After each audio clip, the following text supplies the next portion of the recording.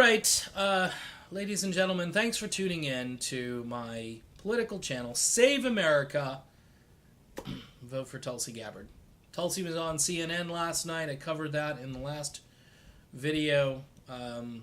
CNN is fake news, folks. Whether you're on the left or the right, it's fake news. Just throwing that in there. Donald Trump is right. Okay, whether you like that or not, it's all neocon, corporate. Let's hammer you on your crazy views on pulling troops out of countries. What the hell is that? You know, why would you want to pull the troops out?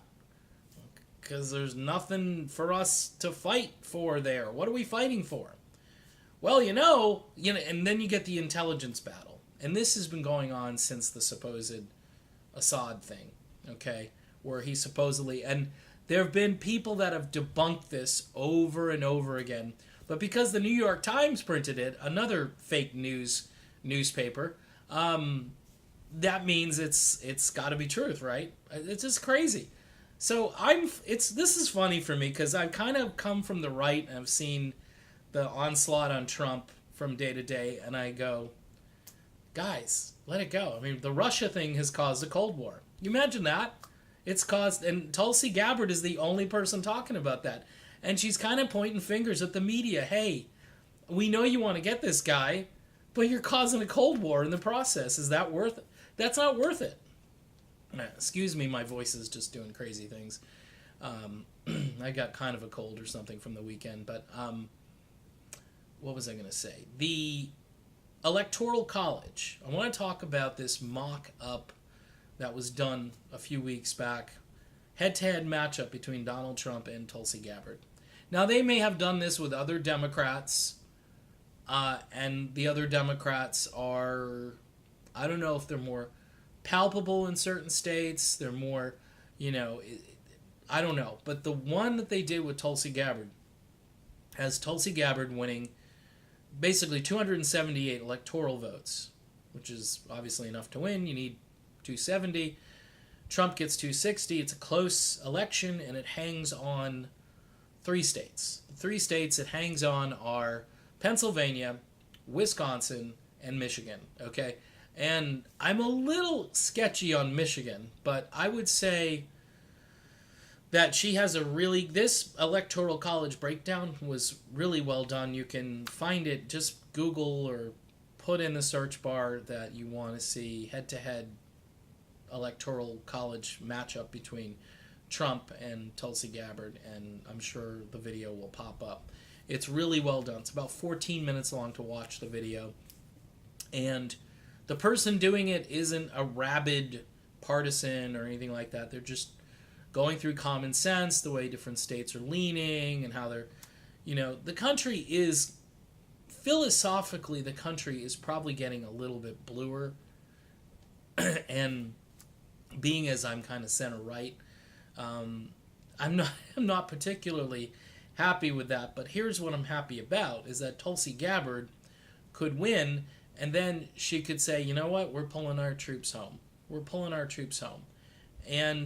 But here's another problem. This is a side note or another video that I would have to do, is that she would have to just completely. This isn't like Trump is rearranging the deck chairs on the Titanic. John Bolton is on deck, which is just horrible.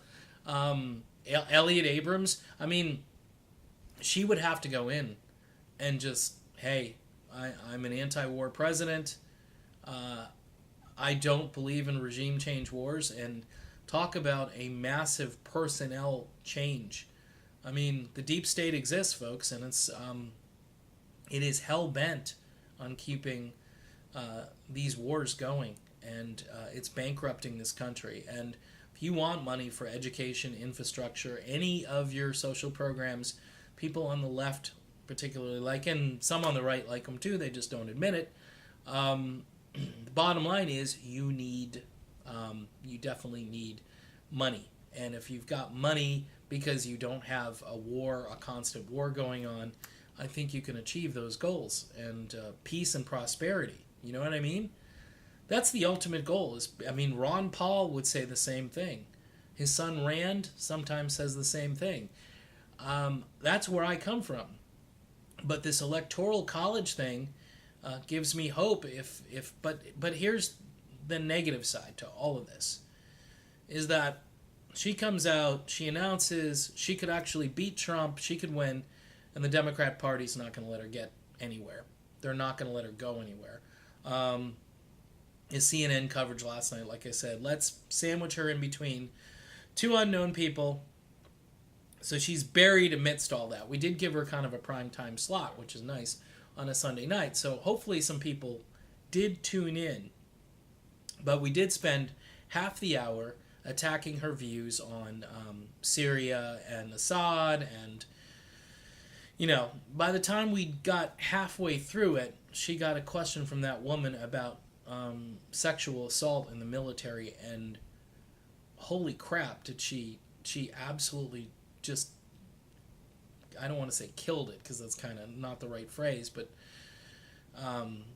it was a connection that you could only make if you had the skill set that she has. Let's just put it that way. And you got to watch it. I mean, I don't care if you're on the left or the right. This is a woman who understands how to talk to people. And one of the things I don't like about Donald Trump is he doesn't know how to talk to people. He just wrote, maybe he does in private, but his public persona and all of this, after a while you watch the guy and you think, has he ever gotten emotional? Has he ever? And I'm not looking for him not to be alpha male, whatever it is. You know, you want a strong leader and so forth, but you also want balance, and you want to see somebody get fired up, get passionate about things, get sad and emotional about something to show, because it's in most human beings. And if you don't see it in your president, in your commander-in-chief, then that's just weird.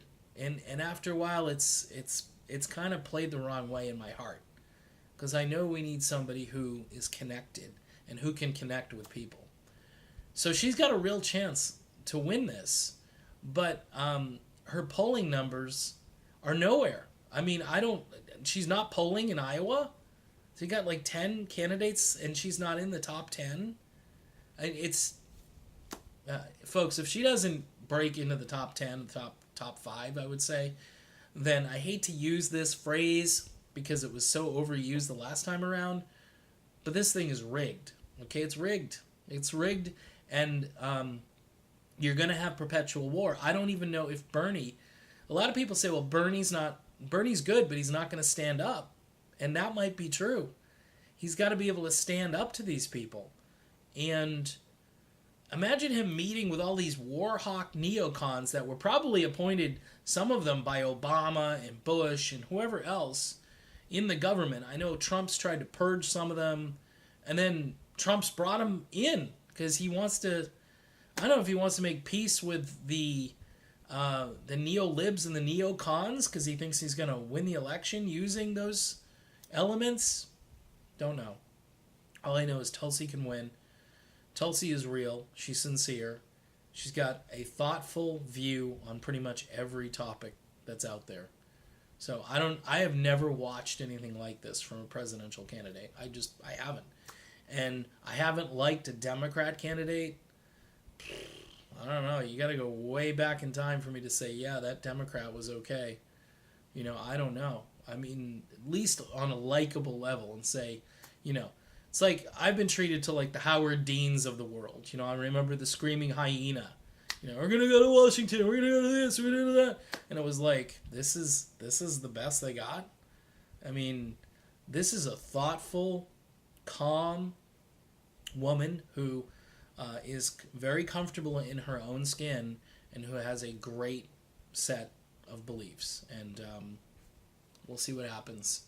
It's just sad. I'd love to see this electoral college, and plus this would be a true battle between two philosophies, and I think the country needs kind of like somebody who isn't embarrassing to put on the TV. Let's put it that way. And I voted for the guy. There's just so much of the bluster and the uncouthness of it and so forth. Early on, I love that about the guy, but the presidency, once he got in there, the presidency is too important, and you have to have some type of decorum, and left or right. Ideology. Would I say ideology trumps all of that stuff? No pun intended. I would say yes and no to a point. You can make, like, Ronald Reagan had a great way to talk to people and was, very self-deprecating and made some great little jokes and quips and stuff. Nothing too crazy for the most part, and people, you could talk to them. Remember Reagan and Tip O'Neill? They used to talk. We need some talking in our government again, and we need somebody who's willing to talk to everybody, like she said, to get the best ideas and then make America, like, unified again. That would be cool. All right. Done.